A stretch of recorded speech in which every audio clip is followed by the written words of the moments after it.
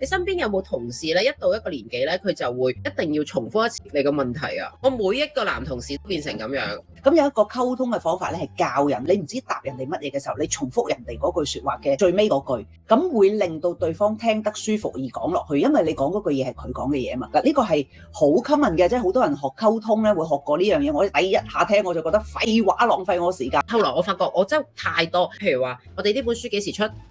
我哋呢本書幾時出？佢可能3個月後啦，我會連珠炮發噶嘛。我哋呢本書幾時出？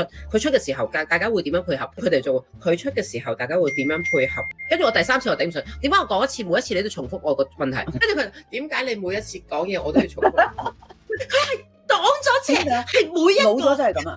我嘅男同事啊，我想講係一個 everyone both in Hong Kong and Taiwan 會唔會玩？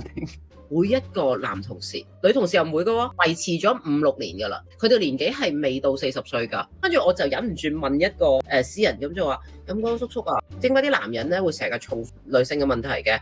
跟住佢話：係啊，不過呢樣嘢到咗60歲之後就會好嘅啦。點樣學翻嚟嘅？就係佢屋企必定有一個撞聾嘅老人家。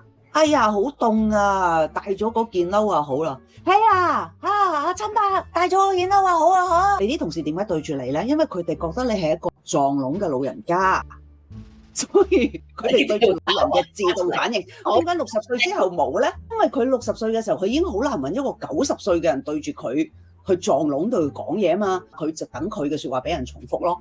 我係咪80歲？你做咩要重複問？你俾個鮮嫩欲滴嘅女士喺佢前邊，睇下佢哋會唔會重複。如果佢對住靚女就絕不重複，對住你就係咁重複，你就係佢眼中嗰個撞聾嘅老人。我想問我同事嘅問題點解變成你攻擊我嘅方法？我想知。咁噶嘛，溝通係雙向嘅。哦，溝通係雙向嘅。